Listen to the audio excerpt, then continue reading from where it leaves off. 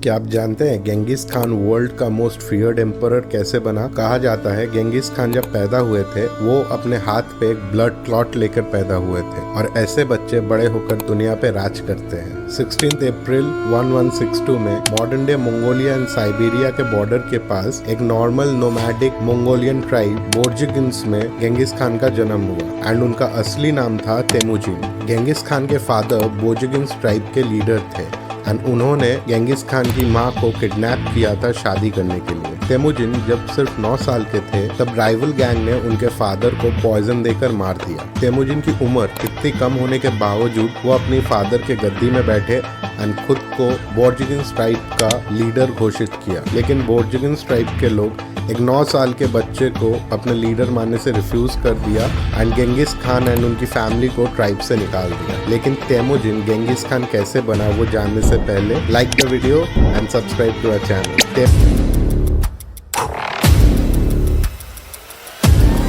Temujin and उनका परिवार Mongolia के पहाड़ों में रहने लगा जहाँ का एनवायरनमेंट बहुत ही रफ था एंड वहाँ सरवाइव करना भी बहुत मुश्किल था। तेमुजिन एंड उनके भाइयों ने फ्रूट, मार्मोट एनिमल्स की सड़ी हुई लाशें एंड छोटे जानवर को खाकर अपना गुजारा किया। तेमुजिन का स्टेप ब्रदर बेक्टर अपने भाइयों में सबसे बड़ा था एंड इसीलिए उन्होंने फैमिली का चार्ज उठाया। तेमुजिन को अपने फैमिली में बेक्टर का डोमिनेंस पसंद नहीं था। उनको अपनी लाइफ किसी के हिसाब से नहीं चलानी थी एंड धीरे धीरे बिकॉज ऑफ बेक्टर्स डोमिनेंस वो अपने भाई के प्रति रिजेंटफुल होने लगे। एक दिन बेक्टर, तेमुजिन और उसका छोटा भाई खासिर तीनों मिलकर शिकार पे गए एंड शिकार के बाद बेक्टर तेमुजिन एंड उसके भाई खासिर के साथ अपना शिकार शेयर करने से मना कर दिया एंड इस इंसल्ट के वजह से तेमुजिन एंड खासिर ने मिलकर बेक्टर को मार दिया। बेक्टर के मरने के बाद तेमुजिन अपने फैमिली का लीडर बने। लेकिन 12th सेंचुरी मंगोलिया में लीडर बनना कोई आसान काम नहीं था। इंटर ट्राइबल वॉरफेयर बहुत ही कॉमन था एंड सबके लिए tribe leader was the favourite target. एक दिन 1183 में एक राइवल ट्राइब ने गेंगिस खान के ट्राइब पे अटैक किया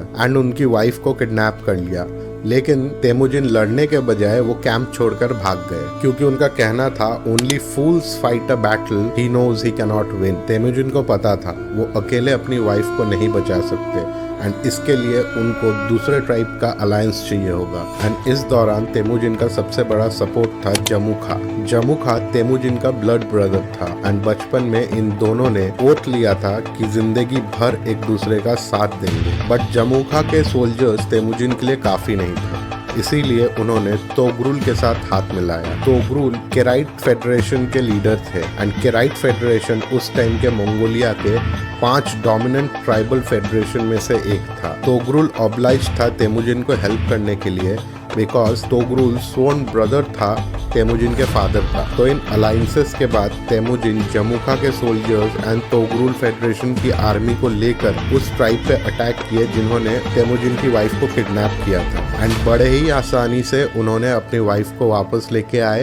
एंड उस ट्राइब का एग्जिस्टेंस मिटा दिया। दुश्मनों से अपनी वाइफ को वापस बचा कर लेके आने के वजह से तेमुजिन का पावर एंड रेस्पेक्ट दोनों ट्राइब्स के बीच में बढ़ने लगा। लेकिन ट्राइब्स के बीच में धीरे धीरे कॉन्फ्लिक्ट्स भी बढ़ रही थी बिकॉज तेमुजिन मेरिट पे बिलीव करता था। वो जाति नहीं देखता था, वो पिछड़ी जात वालों को भी हाई रैंकिंग ऑफिशियल्स बना देता था अगर उनमें मेरिट एंड टैलेंट है। बट वहीं जमुखा का कहना था कि हाई रैंकिंग ऑफिशियल सिर्फ एक हाई रैंकिंग ऑफिशियल के फैमिली मेंबर ही बन सकते हैं। पिछड़ी जात वाले चाहे जितना भी मेरिट हो उनमें या टैलेंट हो वो कभी भी हाई रैंकिंग ऑफिशियल नहीं बन सकते। आप बोल सकते हैं एंशिएंट मंगोलिया में भी नेपोटिज्म था। इस कॉन्फ्लिक्ट के वजह से जो एक टाइम पे ब्लड ब्रदर्स थे वो आज एक स्वर्ण एनिमीज बन गए थे एंड जमुखा अपने सोल्जर्स को लेके तेमुजिन का ट्राइब छोड़ के चला गया। 2 साल बाद जमुखा तेमुजिन ट्राइब के कुछ लोगों पर अटैक किया एंड उनको बेरहमी से मारा एंड उनके एक हाई रैंकिंग ऑफिशियल को गर्म पानी में जिंदा बॉयल कर दिया।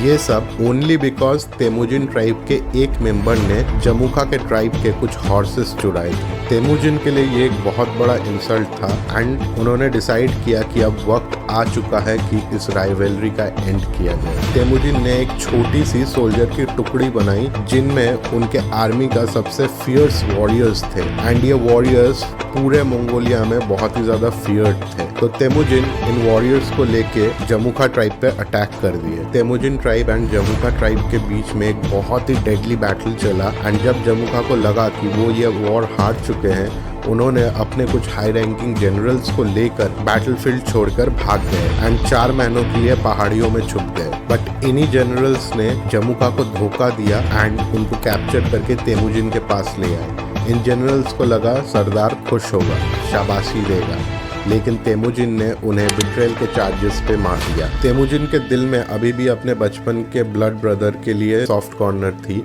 तो उन्होंने जमुखा को एक और मौका दिया ये राइवलरी को एंड करने के लिए। लेकिन जमुखा का कहना था कि 2 लीडर्स एक ट्राइब में नहीं रह सकते एंड उन्होंने तेमुजिन से एक ऑनरेबल डेथ का रिक्वेस्ट किया and his wish was granted. Jamukha के मौत के बाद 1205 में मंगोलिया के सारे ट्राइब्स के बीच में एक मीटिंग हुई एंड उस दिन तेमुजिन बना Genghis Khan, the universal ruler. लेकिन गेंगिस खान सैटिस्फाइड नहीं थे इतना खून खराबा से, तो उन्होंने सोचा अब थोड़ा फॉरेन इन्वेशन किया जाए आउट ऑफ मंगोलिया। 1209 में गेंगिस खान ने अपना फर्स्ट फॉरेन इन्वेशन किया टारगेटिंग शीशिया किंगडम जो नॉर्थ वेस्ट चाइना में था एंड खान ने बहुत ही आसानी से इस बैटल को जीत लिया because of his fierce army and all the combined Mongolian tribes. North China के जिन डायनेस्टी ने गेंगिस खान को अंडर एस्टिमेट किया था एंड उन्होंने बोला था उनको सरेंडर करने के लिए एंड इसके रिस्पॉन्स में 1211 से 1214 तक मंगोलियंस जिन डायनेस्टी के फार्मर्स को टेरराइज करने लगे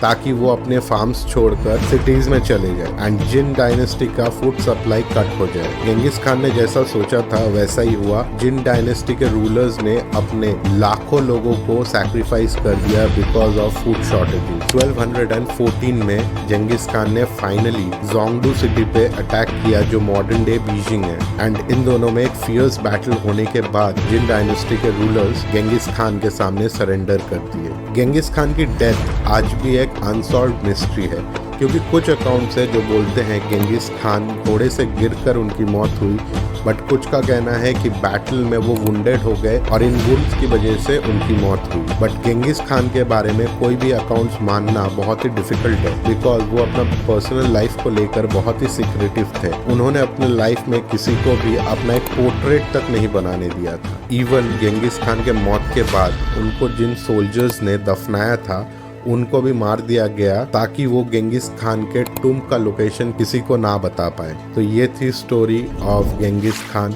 one of the most cruelest and feared emperor of all time. If you have enjoyed the video then like the video, share the video and also subscribe. This is Soham signing off today. Until next time.